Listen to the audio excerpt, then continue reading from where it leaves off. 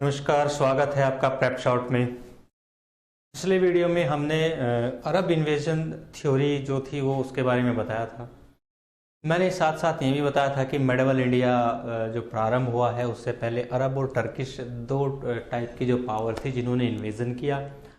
अब हम अरबिक जो इन्वेजन है वो मैंने बता दिया। अब हम इस लेक्चर में बात करेंगे टर्किश इन्वेजन यानी तुर्की आक्रमण क्या था। ठीक है, देखो मैंने बताया था कि मोहम्मद बिन कासिम की डेथ के बाद में जो है यहाँ पे जो अरब इन्वेडर्स थे उनका कंट्रोल काफ़ी हद तक खत्म हो चुका था। अब धीरे धीरे जो है एक इंडिया जो है फ्यूडल स्टेट बनना प्रारंभ हो गया था। अलग अलग जो है सभी इंडिपेंडेंट स्टेट थे। तो जब यहाँ पे टर्किश इन्वेड करने के लिए आए, यानी जब टर्किश ने इन्वेड किया तो उससे पहले सिचुएशन क्या थी इंडिया की, उस पर एक नज़र डालते हैं। तो सबसे पहले हम जानने का प्रयास करेंगे Indian dynasties before the invasion of Turkish. ठीक है, इंडियन डायनेस्टीज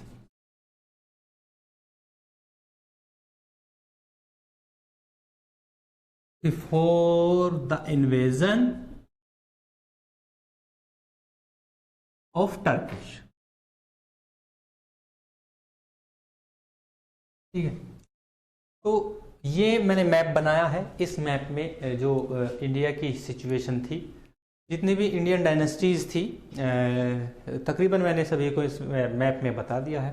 तो अगर हम नॉर्दर्न पार्ट ऑफ इंडिया की बात करें तो नॉर्दर्न पार्ट ऑफ इंडिया में आपका सबसे पहला आता है हिंदू शाही डायनेस्टी। ठीक है, ये है आपका हिंदू शाही डायनेस्टी यानी हिंदू शाही वंश। ठीक है, दूसरा अगर हम चलते हैं तो आपका जो वेस्टर्न इंडिया है, जो गुजरात वाला पार्ट है, वहाँ पे थी आपकी चालुक्य डायनेस्टी। ठीक है, ये वाली, ये हुआ हिंदू शाही और ये हुआ चालुक्य डायनेस्टी। ठीक है, थर्ड आपका बुंदेलखंड के चंदेल जिनको हम बोलते हैं। ठीक है, चंदेला डायनेस्टी जो आपके वर्तमान उत्तर प्रदेश और मध्य प्रदेश का थोड़ा मिलाकर हिस्सा है, यूपी और एमपी का। ठीक है, तो थर्ड पे हैं आपके ये चंदेला डायनेस्टी। ठीक है, तो उसके बाद है आपके, मैंने आपको बताया था राष्ट्रकूट डायनेस्टी जो कन्नौज ट्रायंगल का पार्ट भी रहे हैं पहले। राष्ट्रकूट मैंने बताया था, तो राष्ट्रकूटों के बारे में इसमें मैंने यहाँ दर्शाया गया है। तो ये है राष्ट्रकूट। ठीक है, गुजरात का सौराष्ट्र का जो क्षेत्र है वो आपका राष्ट्रकूट डायनेस्टी कहलाता है। राष्ट्रकूटों के बाद जो है भारत में अभी रूल कर रहे हैं आपके चोल डायनेस्टी। ये मैंने शेर चोल पांड्या वाला जो समझाया था आपको, ये यहाँ पे चोल डायनेस्टी है। ठीक है, चोल के बाद आपका भारत में पल्लव है।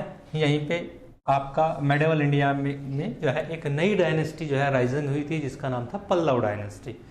पल्लव डायनेस्टी के बाद आते हैं हमारे फिफ्थ पे आते हैं, सिक्स्थ पे सॉरी सेवेंथ पे वाकाटक डायनेस्टी। ठीक है, तो ये हुआ वाकाटक और ये हुआ आपके पल्लव। ठीक है, ये आपको ध्यान है, और ये है वाकाटक डायनेस्टी। तो ये सिनेरियो था पूरा before the invasion of Turkish. अब हम बात करते हैं टर्किश की। ठीक है, अगर हम टर्किश की बात करें तो टर्किश एक जो है ना ब्रूटल जो है ट्राइबल कम्युनिटी थी, एक तरीके की जो है ना क्रूर जनजाति थी एक टाइप की। तो हम टर्किश की बात करें, तुर्कों की बात करें, थे कौन? ये आपके जो थे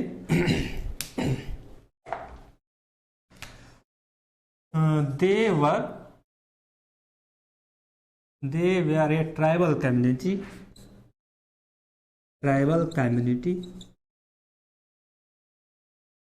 ठीक है, ट्राइबल कम्युनिटी, और कम्युनिटी कैसी? क्रूर एवं बर्बर। ठीक है, एक बर्बर टाइप की कम्युनिटी थी टर्किश। ठीक है, कहाँ रहते थे ये? जो आपका north western part of China border था वहां पे ये रहते थे। ठीक है, तो कहते थे रिजाइडिंग इन north western border, north western Chinese border. ठीक है, अब इनके बारे में, ये जो है ट्राइबल कम्युनिटी थी जो चाइना के उत्तरी पश्चिमी सीमा पर निवास करते थे। धीरे धीरे ये जो है अरब के उमैया वंशी शासकों के संपर्क में आए। इन्होंने उनके संपर्क में आने के बाद में इन्होंने जो है इस्लामिज्म को फॉलो किया, यानी इस्लाम धर्म ग्रहण किया। और उसके बाद यहाँ के सभी जो जनजातीय लोग थे वो मुस्लिम जो है कम्युनिटी से बिलोंग करने लगे। धीरे धीरे ये बर्बर तो थे ही, इन्होंने क्या किया कि अब अपना इस्लाम धर्म का प्रचार और प्रसार करना ही अपना जो है ना मेन एम रखा, यानी मुख्य उद्देश्य से इनका पूरी दुनिया में जो है इस्लाम धर्म को बढ़ाना था। ठीक है, अब बढ़ा कैसे सकते थे वो मैं आपको बताऊंगा। अब हम चलते हैं तुर्कों में। सबसे पहले आते हैं आपके जो फर्स्ट तुर्क हैं जो इंडिया में जिन्होंने इन्वेड किया, वो है अलप्तगीन बुखारा। ठीक है, तो चलते हैं जी। तो ये फर्स्ट जो है आपके, एक सेकेंड,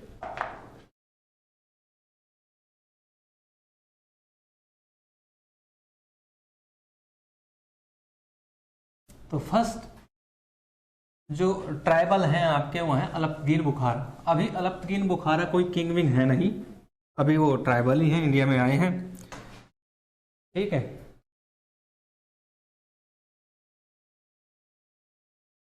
तो पहले चलते हैं हम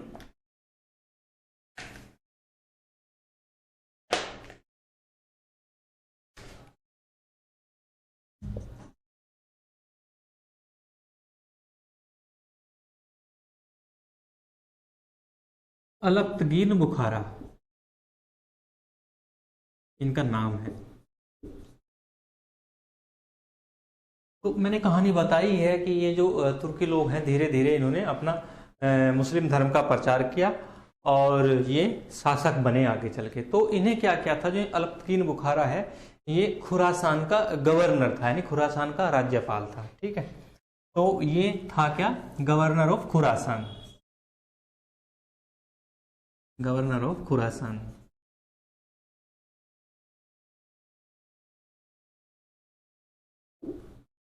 लिख देता हूं हिंदी में भी, खुरासान। राइट, तो ये क्या था कि इसने सबसे पहले खुरासान में ही एक डायनेस्टी को राइज किया, यानी एक डायनेस्टी की जो है फाउंडेशन तैयार की, जिसका नाम रखा इसने गजनी डायनेस्टी। तो फाउंडर ऑफ गजनी डायनेस्टी इसको कहा जाएगा। तो लिख देते हैं। तो आपसे अगर पूछा जाए कि गजनी वंश का संस्थापक कौन है, तो महमूद गजनी मत जाना। ठीक है, आपको जाना है अलप्तगीन बुखारा, क्योंकि यही है फाउंडर ऑफ गजनी डायनेस्टी। तो इस पे लिख देते हैं फाउंडर ऑफ गजनी डायनेस्टी,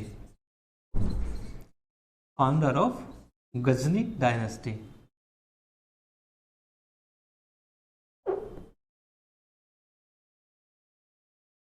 यानी गजनी वंश का संस्थापक माना जाता है इसको, गजनी वंश लिख देते हैं, गजनी वंश। ठीक, आगे चलते हैं।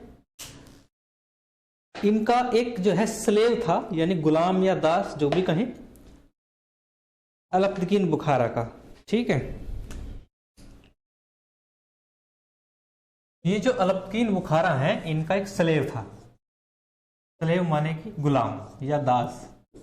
ठीक है, जिसका नाम था शुबुक्तगीन। जिसका क्या नाम है, शुबुक्तगीन, शुबुक्तगीन। ठीक है, अब ये जो अलप्तगीन जो है, शुबुक्तगीन अपने दास को जो है इन्वेड करने के लिए भेजता है। तो ये सबसे पहले क्या करता है कि मैंने आपको अभी मैप दिखाया था, यहाँ सबसे पहला पार्ट आपका ये मैंने मैप में दर्शाया था ऐसे करके। यहाँ पे सबसे पहले स्टेट पड़ती है आपका डायनेस्टी, हिंदुसाई डायनेस्टी। ठीक है, मैंने बताया था अभी। तो ये सबसे पहले क्या करता है, जो ये शुबुक्तगीन है ये इन्वेड करता है हिंदुसाई डायनेस्टी पे। जब ये हिंदुसाई डायनेस्टी पे इन्वेड करता है तो यहाँ का जो शासक होता है हिंदुसाई डायनेस्टी का, वो होता है, मैं लिख देता हूं, हिंदुसाई डायनेस्टी। तो यहाँ का जो शासक होता है जयपाल। ठीक, तो सुबुक्तगीन फाइट करता है जयपाल के साथ में, जयपाल को डिफीट कर देता है और यहीं से प्रारंभ जो है होता है भारत में गजनी वंश का शुरुआत होती है। ठीक है, तो सुबुक्तगीन किसको डिफीट करता है? Defeated to Hindu Shahi king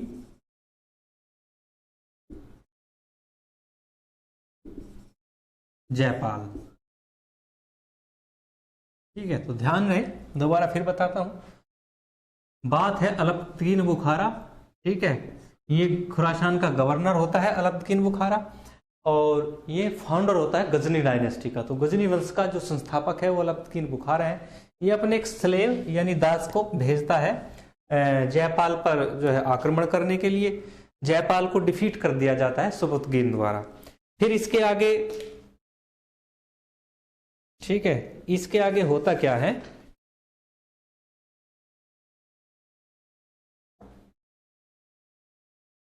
जो आपके ये हैं सुबुक्तगीन, ये यहाँ पे भारत में कंट्रोल करना स्टार्ट कर देते हैं। अब हम आगे चलते हैं इन सुबुक्तगीन से।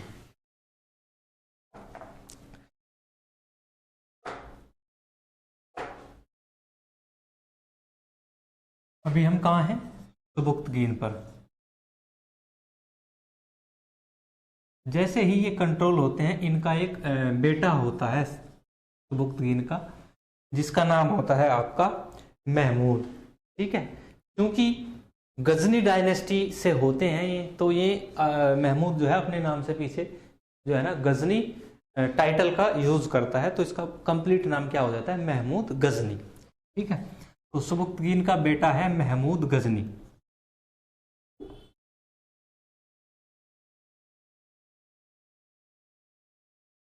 महमूद गजनी। तो सुबुक्तगीन की डेथ के बाद इनका जो बेटा है ये जो है रूल करता है। अब महमूद गजनी रूल तो करते नहीं हैं, ये एक तरीके से समझे कि ये इन्वेड ही करते हैं। इनका मुख्य काम जो है इन्वेड करना होता है और टेरिटरी को कंट्रोल में लाना होता है। तो अब हम पढ़ेंगे महमूद गजनी, अर्थात महमूद गजनवी भी कभी कभी बोल देते हैं। तो अब हम पढ़ रहे हैं महमूद गजनी के बारे में। महमूद गजनी, ठीक है, महमूद गजनी की बात करें तो इसने यहाँ पे 998 में ये रूल करना प्रारंभ किया, 998 एडी टू, ठीक है, 1030 एडी, यानी इनका जो रूलिंग टाइम है वो 998 एडी या से 1030 एडी तक माना जाता है। ये क्या है? टाइम पीरियड है महमूद गजनी का। ये सुबुक्तगीन का बेटा है। अगर इनके रियल नेम की बात करें, कभी एग्जाम में पूछ लिया जाए, लिख देता हूं, महमूद गजनी का रियल नेम क्या है?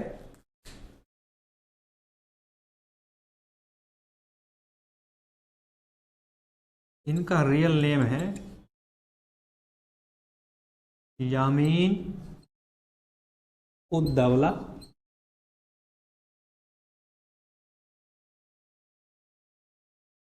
अबुल काशिम इब्न सुबुक्तगीन। ठीक है, देखो एक्चुअली जो इनके जो टर्किश या अरेबिक है, जो अरेबिक की लैंग्वेज है, ये नाम उसी के हिसाब से लिख देते हैं। ठीक है, देखो यहां तक तो इसका ही नाम है। इब्न का मतलब होता है पुत्र, ठीक है, यानी यामिनुद्दौला अबुल काशिम पुत्र सुबुक्तगीन। ठीक है, तो ये इसका रियल नेम है, ऐसे समझने का प्रयास करेंगे। आगे चलते हैं हम। ठीक है, देखो भारत में गजनी डायनेस्टी का फाउंडर अलब्दकीन को माना जाता है, इसमें कोई शक नहीं है। लेकिन इंडिया के अंदर गजनी डायनेस्टी का रियल फाउंडर अगर कोई माना जाता है तो वो आपके महमूद गजनी है, क्योंकि इन्होंने ही है जो यहाँ पे है रियल पावर इस्टेब्लिश की थी इंडिया में गजनी डायनेस्टी की। तो इसलिए इनको real founder of Ghazni dynasty भी बोला जाता है। तो कौन है ये? Real founder of Ghazni dynasty. ये आपको ध्यान रखना है, पूछ लिया जाए एग्जाम में, दोनों तरीके से पूछा जा सकता है। तो आपसे पूछा जा सकता है कि भाई एग्जाम पूछा जा सकता है who is the real founder of Ghazni dynasty, then आपको ऑप्शन मिलेगा, option A Alptigin, B Sabuktigin, C आपको दे दिया गया महमूद गजनी, डी इनमें से कोई नहीं है, नन ऑफ द वो। तो आपको तब आंसर देना है, अगर रियल फाउंडर की बात आ जाए तब आपको आंसर देना है महमूद गजनी, राइट। आगे चलते हैं। ऐसा माना जाता है, ऐसा हमें हिस्टोरियल जो सोर्सेज बताते हैं कि गजनी जो है ने इंडिया में नियर अबाउट 17 टाइम्स जो है during the period of 1000 AD to 1030 AD, 1027 AD तक 70 टाइम्स इसने इन्वेड किया। तो ऐसा हमको मिलता है, ठीक है। तो इसमें हम पढ़ते हैं, तो गजनी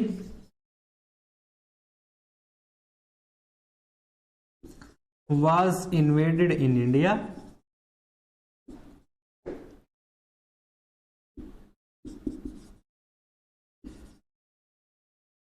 सेवनटीन टाइम्स, यानी 17 बार इन्वेड किया इसने, 17 times in the period of 1000 AD to 1027 AD, यानी नियर अबाउट 27 ईयर्स के अंदर इसने 17 टाइम्स जो है इंडिया में इन्वेड किया। इन्वेड करने का इसका केवल एक ही उद्देश्य था, ठीक है ना, his only aim is to plunder the property of India, केवल संपत्ति को लूटना ही इसका मेन उद्देश्य था। तो his only aim was to plunder the property, केवल संपत्ति लूटना था इसका, प्रॉपर्टी इन इंडिया, ठीक है। देखो क्या है कि ये मुगल्स या जो है दिल्ली सल्तनत के जो डायनेस्टीज हैं या खिलजी डायनेस्टीज है, लोधी डायनेस्टीज है, उनके थिंकिंग और इसकी जो थिंकिंग थी वो बिल्कुल डिफरेंट थी। इसकी थिंकिंग थी केवल धन लूटना, ठीक है। तो प्रारंभ में जो अरब और टर्किश थे, इनका काम केवल जो है ना धन या संपत्ति लूटना ही था, ठीक है। मेन उद्देश्य रहता था धन या संपत्ति लूटना इनका। तो अब हम इसके जो है इन्वेजन देख लेते हैं, कब कब कहाँ कहाँ इसने किए, सारे इन्वेजन के बारे में हम जानकारी लेंगे अभी, ठीक है। तो चलते हैं फिर हम इसके इन्वेजन ऑफ मोहम्मद बिन कासिम, ठीक है, यामिनुद्दौला अबुल कासिम इब्न सुबुक्तगीन, रियल नेम आपका मोहम्मद बिन कासिम का माना जाता है, ठीक है। 17 टाइम्स इसने जो है यहाँ पे इन्वेड किया, कि ऐसे हमें जो है एविडेंसेस, हिस्टोरिकल एविडेंसेस हमारे पास हैं। तो अब हम जानने का प्रयास करते हैं जो मेजर इन्वेजन है आपकी मोहम्मद बिन कासिम की, वो हम जानने का प्रयास करेंगे, ठीक है। तो हेडिंग डाल लेते हैं मोहम्मद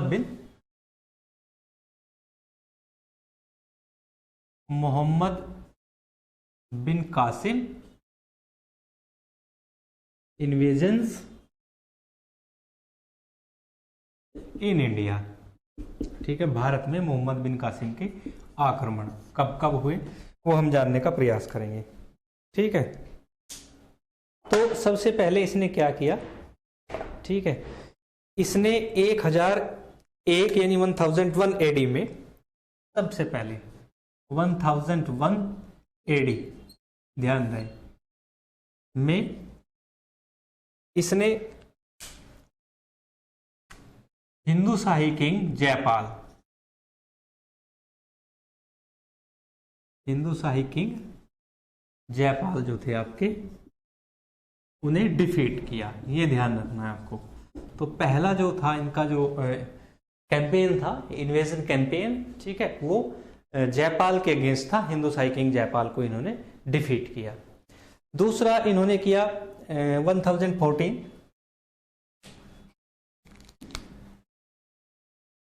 1014 AD, ये किया इन्होंने थानेश्वर पे, ठीक है। इन्होंने थानेश्वर पर किया। अब क्या है कि Thaneshwar actually the capital of Harshvardhan, ठीक है, वर्धन डायनेस्टी की थी, लेकिन अभी यहाँ पे हर्षवर्धन 1014 में नहीं आएंगे। यहाँ पे जो है आपका हर्ष तो जो है 9वीं शताब्दी तक ही रहते हैं। अब यहाँ पे ये टेरिटरी 1014 में आती है, गुर्जर प्रतिहार शासकों के अंडर आ जाता है थानेश्वर, क्योंकि कन्नौज को कैप्चर कर लेते हैं गुर्जर प्रतिहार रूलर, तो ये ऑटोमेटिकली ही गुर्जर प्रतिहार शासकों के अधीन आ जाता है। ठीक है, तो ये इस पर क्या कर देते हैं, इसको कंट्रोल कर लेते हैं। अब आते हैं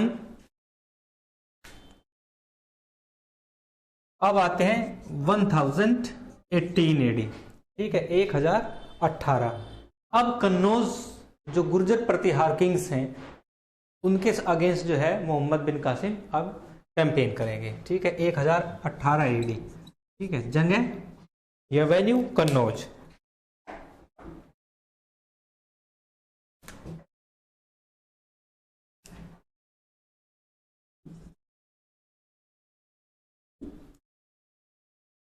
कन्नौज का जो किंग है वो प्रतिहार किंग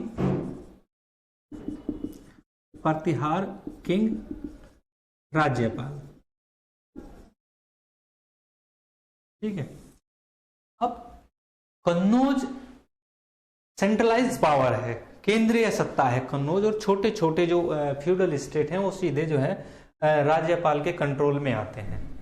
तो राज्यपाल के कंट्रोल में जो है ना आते हैं। अब सीधे मोहम्मद बिन कासिम क्या है कि वो सीधे डायरेक्ट कन्नौज को हिट नहीं करते हैं। वो सबसे पहले क्या करते हैं, इनकी टेरिटरी में दो फ्यूडल छोटी छोटी स्टेट पड़ती हैं, एक तो बैरन जिसको आप बुलंदशहर कहते हैं, दूसरी मथुरा, उन पे जो है ये इन्वेड करते हैं। तो कौन कौन सी है, बारन, ठीक है, बारन आज का बुलंदशहर है, लिख देता हूं आपको। और दूसरा ये कन्नौज की टेरिटरी है मथुरा, ठीक है। तो सबसे पहले मोहम्मद बिन कासिम करते हैं बुलंदशहर को, यानी बैरन को, ठीक है। तो बैरन का जो रूलर होता है वो होता है हरदत्त, ठीक है। अब ये क्या करता है कि हरदत्त जो है ना सामना करने के बजाय ये आत्मसमर्पण कर देता है, अपना स्वयं को कह देता है कि भाई ठीक है, ओके। तो हरदत्त क्या है, आत्मसमर्पण कर देता है। तो लिख देते हैं हम, हरदत्त ने क्या किया, आत्मसमर्पण। इसके बाद मोहम्मद बिन कासिम पहुंचता है मथुरा, दूसरा जो कन्नौज डायनेस्टी के दूसरी फ्यूडल स्टेट होती है आपकी मथुरा। तो मथुरा में कुलचंद नाम का रूलर होता है, गवर्नर या जो भी होता है, ठीक है। अब ये सामना करता है और इसको मार दिया जाता है, किसके द्वारा, मोहम्मद बिन कासिम के द्वारा। तो कुलचंद मारा गया। ये था कंपेन। अब अगला जो कंपेन है हिस्ट्री में सबसे ज्यादा जो है इंपॉर्टेंट या फेमस कहें या प्रसिद्ध कहें कंपेन है, 1025 एडी यानी 1025 एडी, सोमनाथ टेम्पल कैंपेन। ये सोमनाथ टेम्पल इन्वेजन हम कहेंगे वो है, ठीक है। तो अब हम डालते हैं नेक्स्ट, मोहम्मद बिन कासिम इन्वेजन जो है वो नेक्स्ट इन्वेजन होगा आपका सोमनाथ टेम्पल। तो नेक्स्ट जो इन्वेजन है वो है सोमनाथ टेम्पल। 1025 एडी आपका सोमनाथ टेम्पल कैंपेन।